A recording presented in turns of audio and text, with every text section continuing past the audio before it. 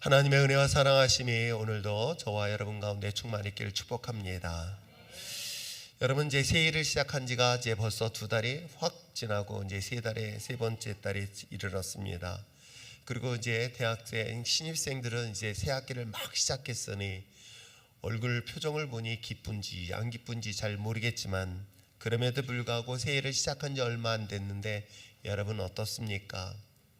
사실 들리는 외부의 뉴스나 소식을 들을 때마다 기뻐해야 되는데도 불구하고 자꾸만 주눅이 들거나 아니면 힘이 빠지는 이유가 무엇 때문일까? 저는 그것을 보면서 또한 하나님께서 나를 부르시는 소리가 아닐까? 하나님이 저를 부르실 때에 편안하고 형통하고 살만할 때, 그때 내가 하나님 앞에 자진해서 나와서 기도하면 참 좋은데, 그러면 참 하나님께서도 크게 어려움 없는 삶을 주실 텐데, 그 시간을 놓쳐가지고 결국 어려움이 있을 때 그때 또 기도해야 되는데 그것도 기도 안 하고 있으니, 그래서 이번 한 주간 동안, 새해 한 주간 동안에 우리가 특별히 일주일 동안 함께 또 새해를 시작하고 새 학기를 시작하는 그런 의미로 기도회를 시작합니다. 그것이 어찌 보면 우리가 힘들고 어려움이 있을수록 하나님이 우리를 부르시고 기도하라는 사인이라고 해석할 수 있는 저와 여러분 되시기를 부탁드립니다. 여러분, 인생을 살아가는데 여러분 한 번쯤은 질문을 던져봤으면 참 좋겠어요. 아니, 오늘 이 시간 짧은 시간이라도 질문을 던졌으면 좋겠습니다. 인생, 삶을 살아야 되는 이유가 무엇 때문일까? 내가 살아가야 되는 이유가 무엇 때문일까? 그러니까 살아있으니까 사는 것일까? 또 하나의 질문을 한번 해보시길 바랍니다. 내가 무엇 때문에 살아야 될 것인가? 한번 이 두 가지를 여러분들이 한 번쯤은 진지하게 질문을 던져보시는 건 어떨까요? 제가 청소년들, 청년들 만나면서 막 질문을 하는데, 너희들이 왜 살아야 되는지 고민도 하지 않는 아이들에게 제발 고민 좀 하라고 막 흔들 때, 듣는 아이들도 힘들지만 말하는 저도 되게 힘듭니다. 아이들이 고민하지 않는데 고민하라고 하는 것이 이게 맞는 말인지, 이게 혹시 나 때라고 얘기하는 늙은이들이 잔소리처럼 들리는 것은 아닌지. 그런데 여러분 어떻습니까? 내가 왜 살아야 되는지, 그리고 무엇을 위해서 살아야 되는지를 한 번쯤 여러분 스스로의 질문을 통해서 답을 얻거나 아니면 그 질문을 한 번쯤은 스스로 던져본 적은 있는지요? 그래서 이번 주 한 주간 내내 제가 두 단어를 그냥 그야말로 두 단어를 깊이 묵상하는 시간을 갖게 됐습니다. 뭐냐면은 하나는 생명, 하나는 사명. 두 개의 한문의 단어를 깊이 생각해 봤어요. 우리가 생명이라는 것에 대해서. 근데 생명이라는 단어를 한문으로 보면 날생, 살아있는 걸 얘기하는 거겠죠. 그리고 명이라는 것은 명령하는 거예요. 그러니까 내가 살아있는 가치에 대한 명령, 그 살아야 되는 이유에 대한 이야기를 하고 있는 것이죠. 제가 왜 이야기를 하게 됐냐면, 사실 금요일 한 자매를 만나면서 이 단어를 깊이 생각해 보게 된 거예요. 이제 30대 중후반밖에 되지 않은 젊은 청년 자매인데, 이 자매가 오직 머릿속에서 그리고 가슴속에 생각하고 있는 것이 하나 충만한 게 하나 있어요. 머릿속에서 가슴속에 충만한 생각이 사로잡혀 있는데, 그게 뭔지 아십니까? 죽음에 대한 얘기인 거예요. 내가 어떻게 죽을까? 그래서 그날도 사실은 교회에 온 이유도 자기가 궁금한 게 한 가지가 있는 거예요. 이 궁금한 이야기를, 질문을 던지고 이젠 생을 마감해야 되겠다라는 생각을 가지고 이 교회를 방문했던 거예요. 그 자매랑 오랜 시간 동안 이야기하면서 이 단어를 깊이 생각해 봤습니다. 삶과 죽음, 그 중에서 우리에게는 분명 부모님에 의해서 우리는 생명을 가졌습니다. 살아있는 생명을 가지고 있는 것이겠죠. 근데 사니까 그냥 사는 게 아니라 살아있을 만한 그 존재의 이유가 있어야 될 거 아닐까요? 내가 살아가는 이유, 그것이 바로 생명이라는 단어의 의미인 거예요. 내가 죽기 위해서 살겠다는 사람이 있는가 하면, 또 한 사람 살기 위해서 사는 사람. 근데 그 자매랑 오랜 시간 동안 얘기하면서 어떤 걸 느꼈냐면 살려달라는 소리를 들리는 거예요. 자신은 죽음에 대한 얘기를 하고 있습니다. 어떻게 하면 죽을까라는 생각을 가지고 왔는데 그 소리 속에서는 제발 좀 저를 살려달라는 소리로 들리고 있는 거예요. 여러분도 그 자매와 똑같이 생명을 가지고 있습니다. 살아있다는 것이겠죠? 근데 살아있는 이유는 뭐 때문에 살아있을까? 이 자매는 정말 죽음을 위해서 살고 있을지 모르겠지만 누군가는 살아있는데도 삶의 이유 없이 살아가는 사람들, 그래서 그런 분들이 공통적으로 하는 말이 뭔지 아십니까? 사는 게 아니야, 살아도 죽은 것 같아 라고 고백하는 사람들. 그런데 이것으로만 끝나는 것이 아닙니다. 더 중요한 것은 내가 삶의 목적을 발견하는 것, 삶의 꿈을 갖는 것, 비전을 갖는 것. 제가 우리 청소년들하고 청년들을 만나면서 제가 계속 꿈에 대한 이야기를 하고 있어요. 내가 무엇을 위해서 할 것인가? 내가 삶의 어떤 목적을 가지고 살아야 되는데 그 목적이 과연 무엇일까? 근데 그 목적이요, 놀랍게도 저는 어렸을 때, 여러분 제가 개인적으로 굉장히 좋아하는 인물 누가 되겠다? 예, 그럼요, 이순신. 군인이 돼가지고 나라를 살리겠다는, 그럼 전쟁이 나야 될 거 아니야. 근데 전쟁이 날 가능성이 없으니 하는 그런 생각을 하면서 가졌던 꿈. 그런데 사람이라는 것은 자신이 가지고 있는 생명과 그 사명을 가지고 살아갈 때에 비로소 인간의 가치가 더 가치 있게 된다는 것을 저는 알게 됐어요.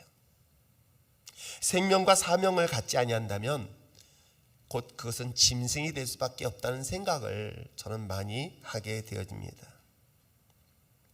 생명, 그것은 일정한 시간 속에서 세상에 살아가라는 명령, 일정한 시간을 주었습니다. 각자의 주어진 그 시간을 가지고 내가 세상 속에서 살아야 되는 것, 그게 명령인 거예요. 그게 바로 생명이라는 의미가 그 안에 포함되어 있겠죠. 그렇기 때문에 이 생명에는 가장 중요한 가치는 뭘까? 시간인 거예요. 그 주어진 시간에 대하여 얼마나 의미 있게 사용할 것인가 라는 것을 고민하는데 결국 가장 중요한 가치는 시간이었던 거예요. 그 시간을 내가 함부로 쓸 것인가 아니면 함부로 쓰지 않을 것인가, 그에 대한 가치를 평가하는 것이겠죠. 그런데 무엇을 위해서 살아야 할 것인가? 삶의 목적은 사명이라고 했습니다. 그래서 이 사명에 의해서 내가 삶의 목적에 따라서 나의 생명이 빛을 발할 수 있지만 정반대로 내가 삶을 살아가는 삶의 목적에 의해서 이 생명이 가치가 빛을 잃어버릴 수 있다는 것을 여러분 아십니까?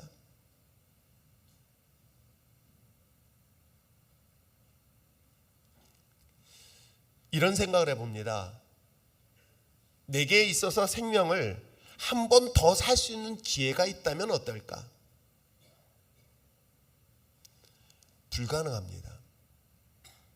물론 한정된 시간 안에 죽음을 목전에 둔 사람에게 있어서 기적같이 하나님께서는 12년이라는 기간을 연장시켰던 히스기야 같은 그런 사건들, 그에는 생명이 추가로 연장되어졌기 때문에 그건 특별한 사례일 수 있을 것입니다. 그러나 그건 일반적이지는 않습니다. 자기의 주어진 시간 안에 삶을 살아가는 것은 단 한 번밖에 살 수 없는 것이겠죠. 근데 사명은 어떨까요? 제가 born again, 거듭난다라는 그 단어의 의미는 저도 사실 참 상당히 많이 고민하고 있습니다. 물과 성령으로 거듭나는 것? 니고데모가 고민하면서 예수님과의 대화를 나누면서 어떻게 하면 거듭날 수 있을까? 다시 어머니 뱃속에 들어가서 다시 태어나는 것을 말하는 것일까? 그건 생명을 말하는 것이에요. 우리가 생각하는 거듭난 born again은 생명에 대한 이야기를 하고 있어요. 그런데 제가 이번 한 주간 동안 말씀을 묵상하면서 하나님은 이 born again은 바로 사명에 대한 부분으로 이야기를 하고 있구나라는 것을 알게 된 거예요. 자신이 각자 꿈을 가지고 삶을 살아갑니다. 근데 그것에 대하여 근거는 사실은 사람들 세상 속에 살아가면서 비교되었던 것들, 아니면 모델이 됐던 것들을 샘플로 삼아가지고 나는 이런 사람이 되겠다, 이런 직업을 가져야 되겠다, 이런 일들을 해야 되겠다라는 것, 그것이 개인적 1차적 사명이라고 생각했던 것이고, 그것이 소명이라고 생각했던 것이고, 그것이 나에게 비전이라고 생각했던 거예요. 근데 주님께서 저를 만나고 나고 난 다음에 바뀌어진 사명이 따로 있다는 걸 알게 됐어요. 하나님이 나를 부르신, 즉 내가 나에게 생명을 주신 그분이 나를 이 땅 가운데 살아가야 될 진정한 목적, 삶의 목적을 이야기하고 있는 거예요.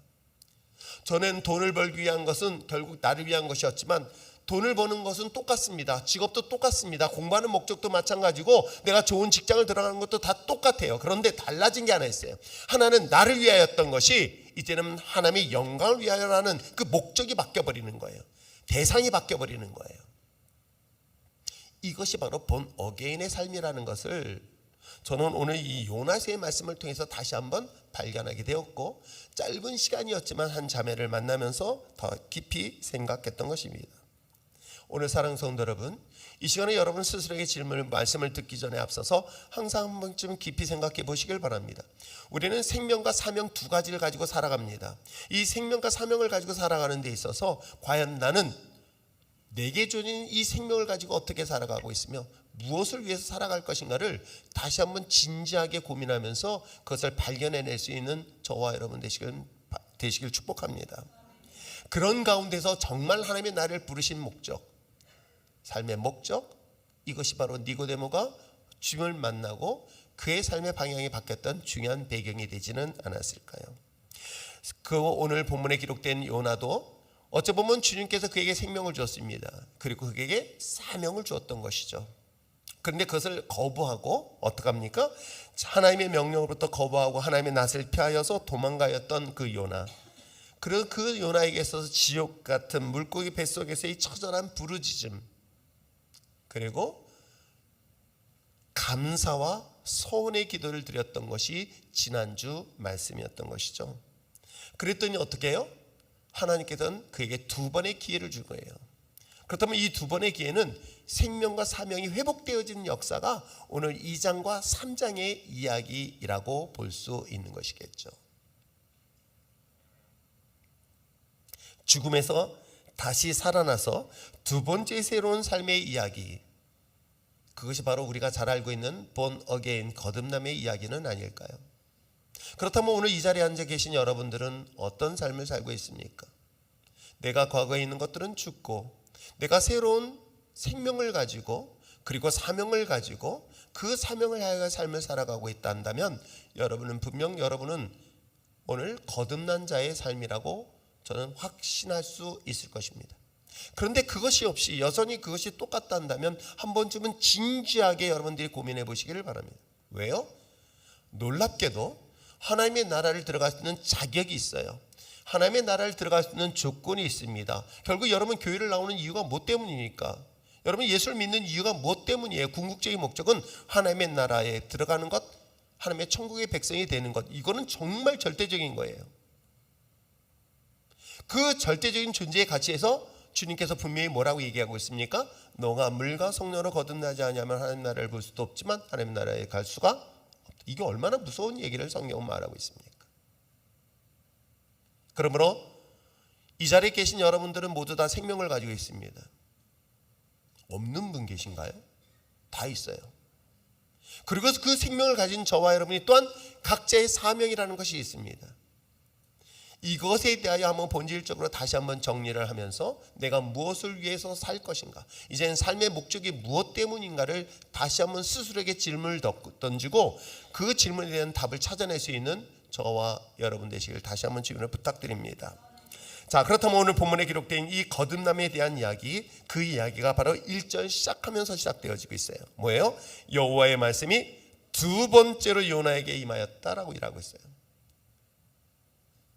오늘 사랑하는 성도 여러분, 여러분의 인생 가운데 첫 번째 삶은 여러분의 것이라고 생각했던 것이 이제는 두 번째, 하나님의 귀한 음성을 듣고 주님의 음성 앞에, 주님의 앞에 복종하며 순종하며 나갈 수 있는 저와 여러분 되시길 부탁드립니다. 물과 성령으로 거듭난 믿음의 삶, 물론 누구나 실수할 수 있고요, 중간중간마다 실패하고 넘어지고 자빠질 수 있습니다. 그러나 포기하지 아니한다면 하나님께서는 우리에게 기회가 또한 열릴 것입니다. 그러나 포기한다면 우리에게는 더 이상 기회가 없다는 것 잊지 마시기를 부탁드립니다. 다윗도 보세요. 실수했습니다. 우리가 잘 알고 있는 신약의 대표적인 실패자, 실수라고 얘기할 수 있는 베드로도 실수했습니다.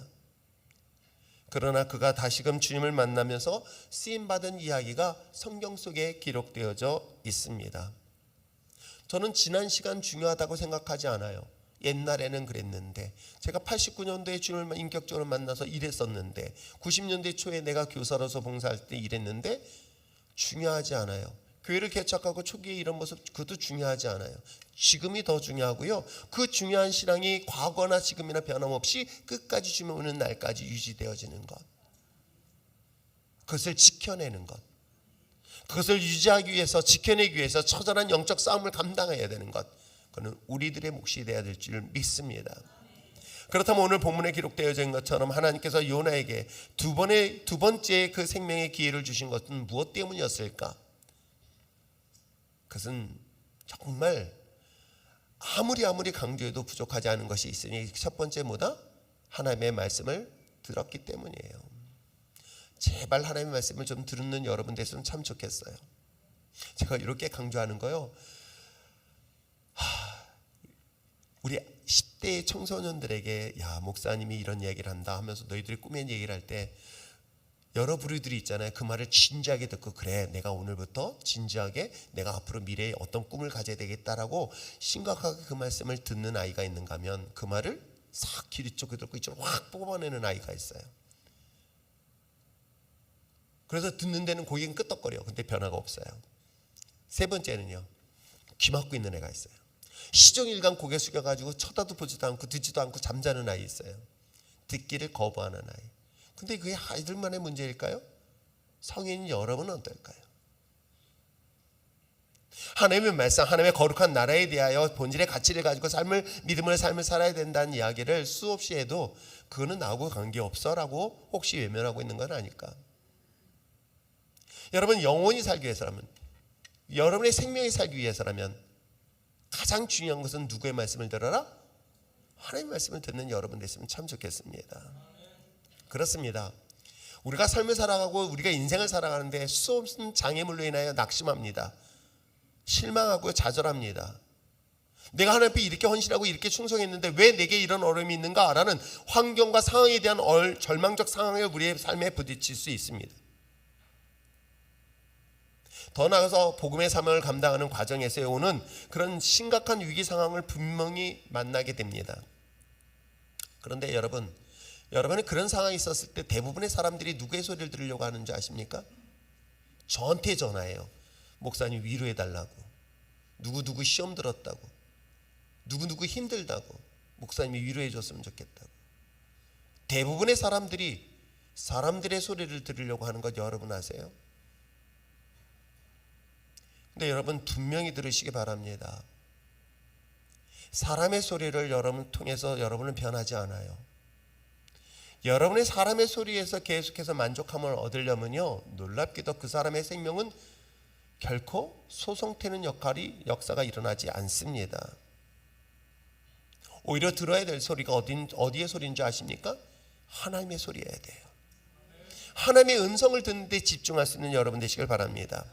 말씀드린 것처럼 우리 삶에 위기가 있고 어려움이 있을 때는 하나님이 나를 기도하라는 부르는 소리예요. 저 역시도 사실은 목회하면서 왜 안 힘든 일 없겠어요? 저도 믿음의 동역자들과 함께 뭔가 으쌰으쌰하려고 할 때 못하겠습니다, 안 하겠습니다 소리를 들으면요, 저도 낙심이 와요. 내려놓고 싶은 마음이 왜 안 와요? 포기하고 싶은 마음이 와요. 그런 연약함이 있단 말이에요. 그럴 때 그 소리를 저는 어떻게 듣는지 아세요? 하나님이 나한테 기도하는 사인이구나, 하나님이 나를 부르시고 있구나라는 소리를 듣고 있는 거예요. 근데 부르심 앞에 저도 요나처럼 거부하고 싶을 때가 있는 거예요. 도망가고 싶을 때가 있는 거예요. 그런 저도 연약함이 있단 말이에요. 그런데도 불구하고 하나님의 십자가를 주목할 때마다 어때요?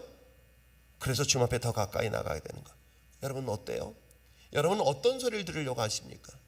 왜 우리의 귀가 사람의 소리에 더 민감하게 반응하려고 합니까? 왜 하나님의 소리를 들으러 가지 않습니까? 여러분, 여러분의 생명을 살리는 것은 하나님의 말씀이지 사람의 소리가 아니라는 것을 우리는 성경은 분명히 이야기를 하고 있는 것 아닐까요?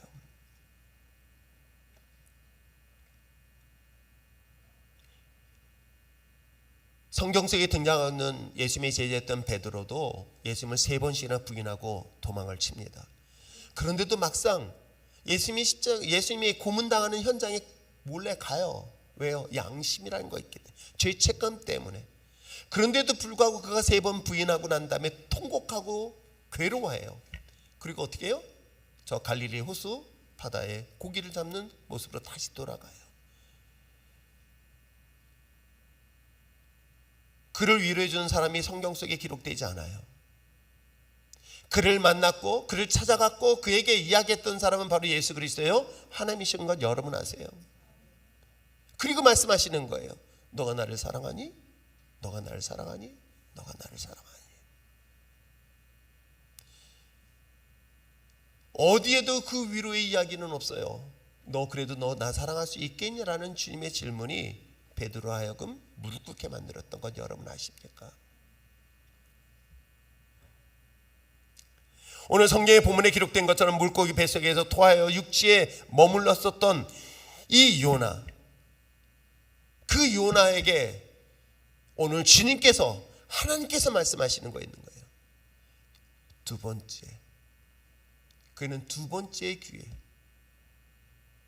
뭐라고 말씀하실까요? 2절 말씀 한번 읽어볼까요? 2절 말씀을 읽어보시길 바랍니다. 시작.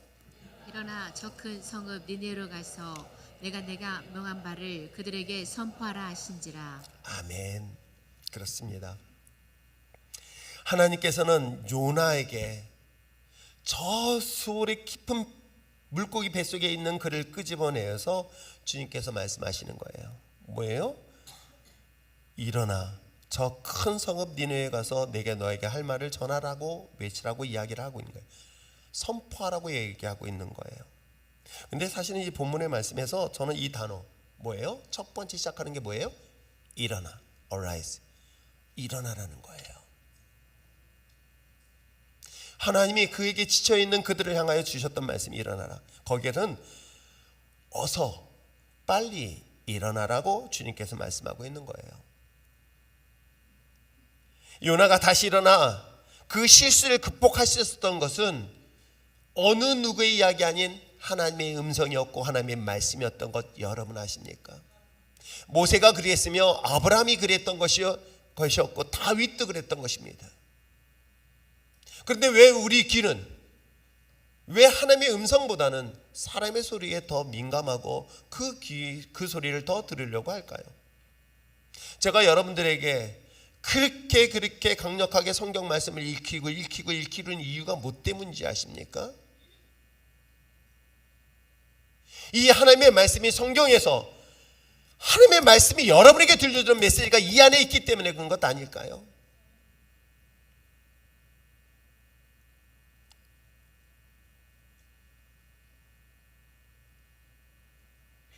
우리가 하나님을 믿는 믿음의 자녀라고 한다면, 믿음의 삶을 살아가는 사람들이라고 한다면, 그래서 사명을 가지고 살아가는 그 삶, 그 사명은 누구로부터 들리는 소리다? 하나님의 음성을 듣는 자의 삶이라는 것을 결단코 잊지 않기를 부탁드립니다.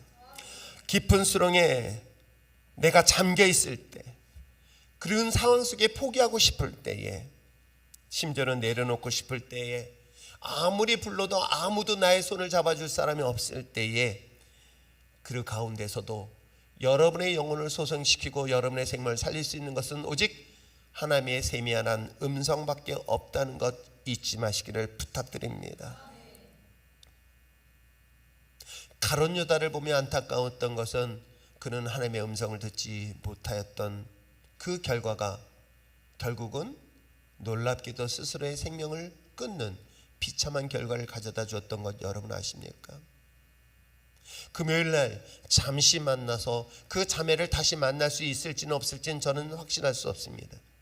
그러나 한 가지 분명했던 것은 이 자매는 살려달라고 교회에 왔었을 때 어느 교회도 그 소녀의 손을 잡아주지 않았다고 하는 거예요. 그래서 너무나 큰 분노와 미움을 갖고 있더라는 거예요. 그런데도 마지막까지 살고 싶다는 마음을 가지고 이 구석진 교회까지 찾아온 거예요. 그리고 한참 동안 자기 얘기를 하면서 자기가 이렇게 어떻게 기도해야 되느냐라고 하길래 기도 방법은 묻길래 그냥 아빠한테 하듯이 하라 했더니 기도해도 되겠냐, 기도하라고 그랬더니 뭐라고 기도하는지 아세요? 교회 이름은 얘기 안 하는데 어느 교회, 그 교회가 우리 교회보다 커 보였던 모양이에요. 그 교회를 요 좋은 목사님한테 주라고. 그 교회는 내가 아무리 얘기해도 내 소리를 들어주지 않았다는 거예요. 나를 내쫓았다는 거예요. 그때 명찰이 있었던 모양이죠. 그 여자 목사님의 이름을 얘기하면서 그 목사님은 하나님이 혼내주시고 그 목사의 직분 뺏어주고, 그리고 그 교회는, 그 교회가 보니까 되게 큰 교회니까 이 교회보단 커 보이니까 이 교회를 이 좋은 목사님한테 주라는 소리에 내가 아멘 할 뻔했어요.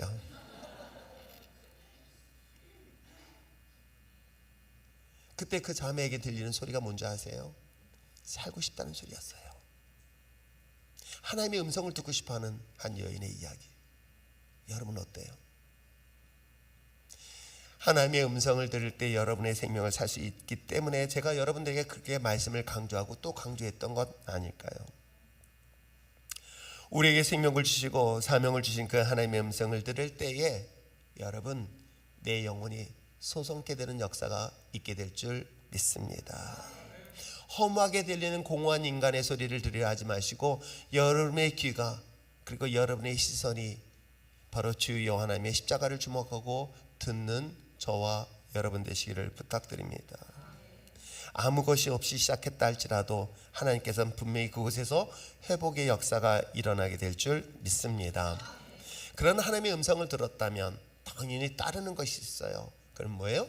즉각적인 순종인 거예요. 오늘 이 시간에 여러분에게 하나님의 음성 들어라, 그랬으면 하나님의 말씀을 들으라고 했다면, 그래 하나님의 말씀은 성경에서 들어야겠다, 그러면 포기하지, 나중으로 미루지 마십시오. 즉각적으로 순종할 수 있는 여러분 됐으면 참 좋겠어요. 하나님의 말씀은 우리에게 있어서의 선택이 아니라 순종입니다. 자, 그 얘기를 3절 한번 읽어볼까요? 3절 읽어보겠습니다. 시작. 요나가 여호와의 말씀대로 일어나서 니느웨로 가니라. 니네는 사흘 동안 걸을 만큼 하나님 앞에 큰 성읍이더라. 오늘 성경의 본문에 기록된 것처럼 요나는 하나님의 말씀을 듣고 요나가 여호와의 말씀대로 일어나 걸었다라고 했는데, 여기에 단어가 하나가 사실 빠져 있어요. 원문에서 빠진 단어가 있어요. 그게 뭐냐면 곧이라는 단어예요. 곧이라는 게 뭐죠? 즉시, 곧바로, 그렇게 얘기하는 거예요. 그러니까 오늘 본문에 기록된 것처럼 요나가 여호와의 말씀대로 곧 즉시 일어나, 이렇게 들어가 있는 단어인 거예요. 저는 이 말씀을 보면서 우리 요나의 말씀을 올해 시작하면서 말씀을 살펴보고 있습니다. 자, 요나는 어떻습니까? 그에게 생명을 줬습니다. 사명을 줬습니다. 그런데 1장은 그 하나님의 생명을 주고 그 사명을 준 것을 거부하고 도망친 요나, 하나님의 뜻에 거부하고 도망쳤던 이야기가 1장의 이야기예요. 그리고 2장에서는 저 물고기 뱃속에 들어가서 하나님 앞에 부르짖어 기도하는 장면이 나오죠. 그때 비로소 그는 하나님을 다시 한번 주목하게 되어지고 회개하고 있는 요나의 모습을 보게 되어져요. 돌아서는 거예요. 그리고 3장에서는 오늘 본문에 기록된 것처럼 하나님의 음성을 듣고 순종하면서 하나님께 함께하는 요나의 모습을 소개하고 있는 것입니다. 이것이 바로 거듭난 그런 신앙의 모습을 이 짧은 본문을 통해서 소개를 하고 있는 것입니다. 즉시, 곧이라는 단어 속에 조금 더 생각해보고 고민하거나 계획하거나 그런 단어가 포함되지 않아요. 여러분, 자신의 귀에 들리는 것에 대해서 생각 좀 해보고요, 그딴 소리 제발 좀 안 했으면 참 좋겠어요. 또 거짓말 중에 하나가 기도도 안 하면서 기도해보고요. 차라리 그 말 하지 마세요. 그러면 오히려 하나 더 혼날 수 있어요. 좋은 방법 중에 하나는 뭐다? 피하여 도망가는 방법이다. 그러면 어디로 간다? 물고기 뱃속에 들어간다. 성경은 이 원리를 가르쳐주고 있는데 꼭 물고기 뱃속에 들어가야지만이 그걸 깨닫고 회개하고 돌아왔을까요? 그런 바보가 어디 있어요? 성경은 이런 사례들을 보여주면서 이런 절차를 밟지 말라는 거예요. 그럼 하나님이 내게 말씀을 들었다면 굳이 물고기 뱃속에 들어가가지고 그 고통 속에 신음할 이유가 뭐가 있겠어요? 하나님의 말씀을 듣는다면 여러분 어떤 생각도 하지 마세요. 그냥 단순하게 어떻게 하라? 순종하시기를 바랍니다. 사실은 그 순종이라는 게 말이 그렇죠. 쉬워요? 쉽지 않아요. 그래서 저는 잔머리를 굴렸던 제가 주님을 만나면서 단순하라. 그리고 또 하나 뭐하다? 무식함이 유식함이다. 계산하려 하지 마라. 그냥 하나님 말씀 들으면 계산하지 마라. 그냥 순종하자. 그런데요, 장애물들이 있어요. 오늘 본문에도 이 장애물이 있어요. 어떻게 장애물이 있는가? 우리가 이 3절 후반부에 읽을 때 뭐라 그래요? 니네는 사흘 동안 걸을 만큼 하나님 앞에 큰 성읍이라. 이게 무슨 얘기인 줄 아세요? 니네 성읍에 들어가 봤더니 사흘 동안을 걸어 다닐 정도로 큰 성읍이라는 거예요. 그 넓다는 거예요. 그 얘기는 뭐예요? 굉장히 강력한 큰 정말 두려움의 대상이 될 만한 그런 조건을 가진 환경과 상황이라는 거예요. 이스라엘을 점령하고 비참할 정도로 학대하고 착취했었던 니느웨, 그건 바로 아스리아라는 나라예요. 수도란 말이에요. 그 수도가 얼마나 큰지 3일 길을 다닐 정도로 엄청난 큰 성읍. 여러분, 그 성읍이 내가 극복해야 될 대상이라면 어떤 마음이 들까요? 두려움이 오는 것 당연한 것 아닐까요? 여리고 성은 가나안 정복 전쟁에 있어서 가장 큰 성읍 중에 하나예요. 그 가나안의 여리고 성을 정복할 때에서 왜 하나님께서는 그에게 침묵을 요구했을까요? 불평할까봐, 원망할까봐 그들에게 입을 닫고 하나님의 명령대로 매일같이 한 바퀴씩 돌았던 여리고 성의 정복 전쟁. 그렇습니다. 우리가 감당할 수 있는 대상이 되면 내가 얼마든지 그 명령에 순종할 수 있어요. 이 명령을 순종하려고 딱 상대를 봤더니 감당할 수 없을 정도의 엄청난 큰 성읍을 성경은 소개하고 있는 거예요. 그것이 순종에 있어서의 첫 번째 장애물 아닐까요? 내가 하나님 말씀을 듣습니다. 하나님 말씀이 저에게 들어왔었을 때 내 능력과 내 형편과 내 상황을 보면 이거는 이 니느웨 성만큼의 대단한 장애물을 갖고 있었을 때 여러분 어떻게 하십니까? 아, 이건 하나님의 뜻이 아니야? 라고 혹시 내려놓을까 포기할까요? 지금 이 상황이 부딪힌 거예요. 어디 그뿐이겠습니까? 4절은 어떨까요? 자, 4절 한번 읽어볼까요? 읽겠습니다. 시작.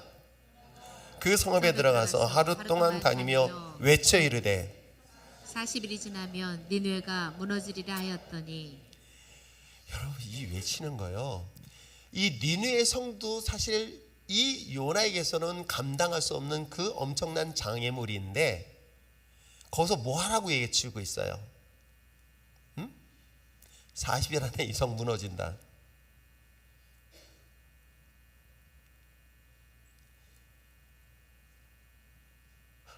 이게 목사로서 고민이에요.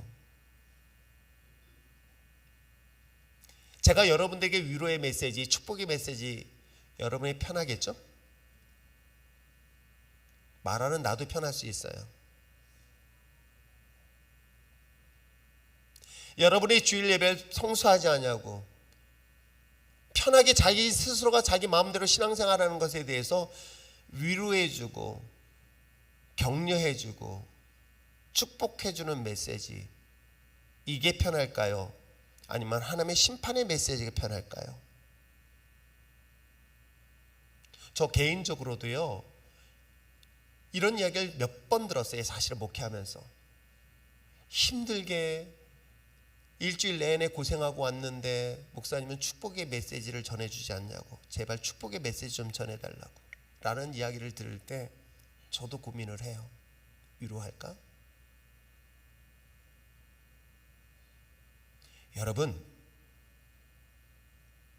여러분 가운데 내가 한 주간 동안 믿음을 살기 위해서 피비린내 나는 전쟁과 핍박과 고난과 고통 속에 그럼에도 불구하고 내가 믿음으로 살겠다고 승리하면서 지쳐서 처절한 모습으로 왔다면 그건 하나님의 위로하심이 있을 거예요.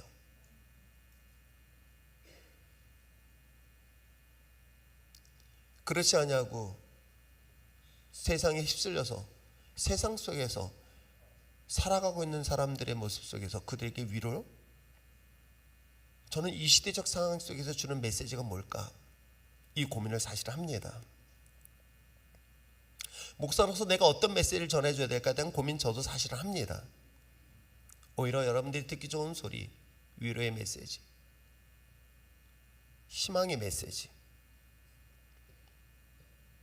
요나가 아마 그 고민하지 않았을까요? 하나님께서 너희들을 구원하시겠다 라는 메시지가 편할까요? 아니면 이 땅은 40일 안에 반드시 심판할 것이다라는 그 메시지 선포가 쉬울까요? 전하는 본인도 알아요. 그래서 그것이 두려웠고 그것이 거북함이 있었기 때문에 그 하나님의 명령을 거부하고 도망가지는 않았을까요? 지금도 여전히 십자가의 구속의 은혜가 필요할 때일까요? 아니에요. 2000년 전에 예수님의 십자가 죽음을 통해서 구원의 은혜가 선포됐어요. 지금은요, 하나님의 심판이 점점 다가오고 있는 때예요.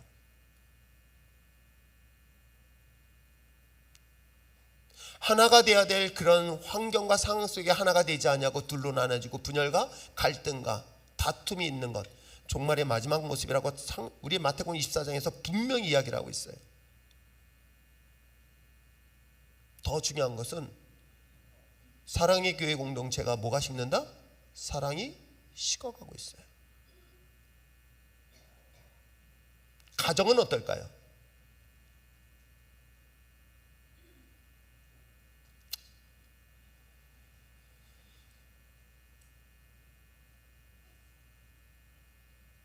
어찌 보면 주님이 다시 오실 날이 점점 다가오고 있는 이때에 내가 가지고 있는 하나님에 대한 온전한 믿음, 이 믿음을 가지고 지켜낸다는 것이 결코 쉽지 않은 이때에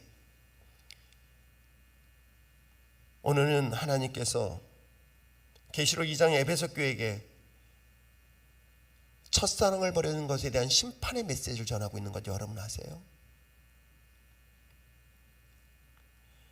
3장의 라우디게아 교회에 대한 너의 신앙에 대하여 덮든지 차든지 분명해라, 미지근한 신앙에 대한 하나님의 심판의 메시지를 전하고 있는 것 여러분 아십니까?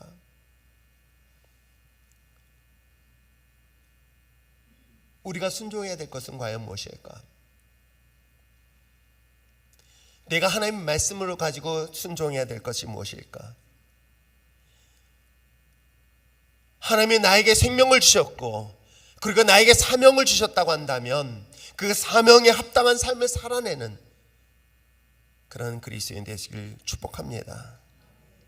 그것이 마지막 하나님의 심판의 경고의 메시지에 들려주는 음성은 아닐까요? 특별히 우리 청년들, 새내기들, 제가 새내기들 아이들한테 계속해서 강조했어요. 너희들은 그리스도인이다. 내가 어느 곳에든 나는 그리스도인이라는 것을 당당하게 밝혔으면 좋겠다. 제일 많이 부딪히는 게 처음 학교 가면은 너희들 술자리의 문화가 분명히 너희들을 유혹할 것이다. 거기서 당당하게 I'm Christian, 나는 예수를 믿는 그리스도인입니다. 그러게 나는 마시지 않겠습니다라는 그런 당당하게 그것을 마실 수 있으면서 그걸 거부할 수 있는 용기 있는 그리스도인이 됐으면 좋겠다. 내 앞에서는 했다고 하는 아이도 있지만 했는지 안 했는지 저도 잘 몰라요. 제가 왜 그런 얘기하냐면 내 가치관, 내가 그리스도인으로서의 자기의 가치관, 그것이 하나님의 우리 그리스도인의 부르심에 대한 거룩한 믿음의 자녀의 삶을, 구별된 삶에 대한 것들을 이제는 당당하게 스스로를 밝힐 수 있는 그리스도인들 되기를 원해서 그렇습니다. 아니, 성경이 그 사실을 말하고 있는 것이에요. 내가 하나님의 말씀을 듣고 그 말씀에 순종했대 어떤 일들이 일어난 줄 아십니까?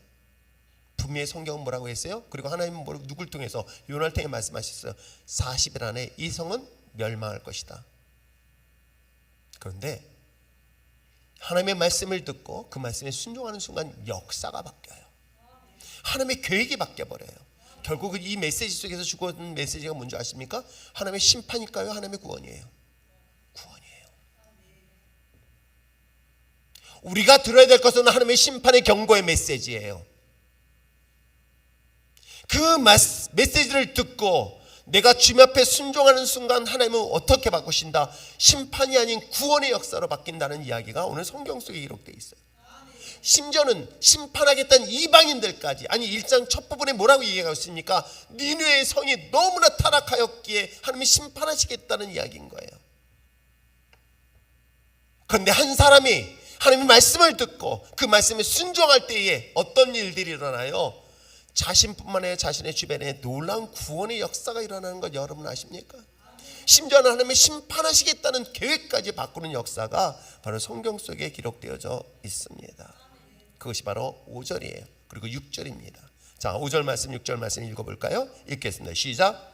니느웨 사람들이 하나님을 믿고 금식을 선포하고 높고 낮은 자를 막론하고 굵은 베옷을 입은지라. 그 일이 니느웨 왕에게 들림에 왕이 보좌에서 일어나 왕복을 벗고 굵은 베옷을 입고 제2에 앉으니라.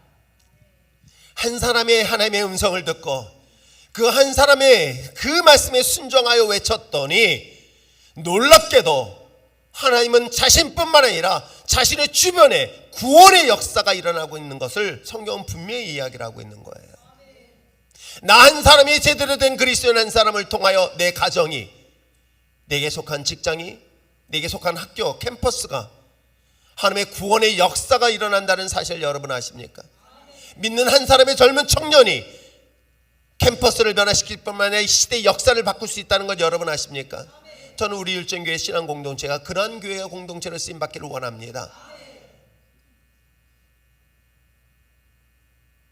그 수많은 교회 가운데 하나님이 최소한 이 교회는 그 하나님의 뜻에 순종하고 그 순종을 통하여 하나님의 심판을 받아 마땅할 그들의 영혼을 살릴 수 있는데 마지막까지 귀하게 쓰임받는 교회로 쓰임받기를 저는 기도하고 있습니다. 그것이 여러분 모두가 되어지길 소원합니다. 이 시대도 여전히 하나님의 구원이 필요한 수많은 죄인들이 있습니다. 내가 왜 복음을 전하고 왜 복음을 외쳐야 되는가? 바로 이 사명이 저와 여러분에게 있다는 것 여러분 아십니까? 여러분 자신이 이제는 예수를 믿는 그리스도인이라는 사실을 잊지 마시길 바랍니다. 여러분의 삶 자체가 여러분 복음을 전하는 증인의 삶을 살아야 된다는 것 여러분 잊지 마시길 바랍니다. 그것이 어찌 보면 내가 돈을 벌고 공부를 하고 내가 회사에서 성공해야 되는 가장 중요한 궁극적 목적과 이유가 될 줄 믿습니다. 내가 세상에서 비천한 모습이 아니라 세상에서 하나님의 영광을 드러내기 위하여 내 자리를 차지하는 이유도 오직 한 가지예요. 나를 통해서 하나님의 복음의 나라가 선포되어지길 원한다는 것. 그러기 위해서 우리에게 물질을 주시고 우리에게 능력 주시고 우리에게 재능을 주시고 우리에게 그만한 위치를 주셨다는 것 잊지 마시길 바랍니다. 뭐 하라고요? 그것을 무엇을 하라고요? 여러분이 있는 곳에서 거룩한 나라가 확장되어지길 원하실 것이 바로 저와 여러분 부르신 사명이라는 것 잊지 마시길 바랍니다. 여러분 목사만이 그 일을 하는가요? 아니에요. 선교사만 아닙니다. 여러분은 하나님의 나라에 속한 자로 이 땅에 파송된 선교사예요. 여러분의 가정에 믿지 않는 가정에 여러분이 되었다면 여러분은 그곳에서 선교사의 사명을 감당해야 되는 것 여러분 아십니까? 왕같은 제사장의 직분을 감당해야 되는 것은 목사만이 아니라 바로 여러분 자신이라는 걸 잊지 마시기를 바랍니다. 그래서 내가 속한 이곳이 거룩한 나라를 확장하기 위하여 하나님의 복음을 외치고 선포해야 될 마지막 메신저 역할을 감당하는 것이 저와 여러분이어야 될 줄 믿습니다. 그러기 위해서 여러분을 부르셨어요. 그러기 위해서 우리에게 생명을 주셨고 그러기 위해서 우리에게 사명을 주셨다는 것. 이것이 하나님의 우리에게 택함들이 두 번째 주신 마지막 기회라는 것. 이것이 요나에게 주신 마지막 두 번의 기회가 여러분에게 주어져 있다는 것 잊지 마시기를 부탁드립니다. 그러기에 날마다 하나님의 말씀을 묵상하고 그 말씀 앞에 무릎 꿇고 그 말씀에 순종하기 위하여 다른 것 아니에요. 하나님의 복음을 전하는 삶이었던 거예요. 하나님의 거룩한 나라가 이 땅 가운데 가까이 왔음을 선포하며 나가는 그런 진정한 이 땅의 선교사들이 되어지길 저는 소망합니다. 이런 교회로서 하나님 앞에 섰을 때 하나님의 기쁨이 되지 않을까요? 그런 사명을 여러분 각자의 위치에서 최선을 다하여 하나님의 거룩한 나라를 확장하는데 복되고 아름답게 쓰임받는 주의 종되기를 축복합니다. 특별히 우리 다음 세대 새내기들을 위해서 기도해 주실 것은 저 아이들이 그 믿음을 이겨내고 가치관을 가지고 캠퍼스 안에 들어가서 그것을 학교를 캠퍼스를 복음화시키는 데 쓰임받을 수 있도록 기도했으면 참 좋겠어요.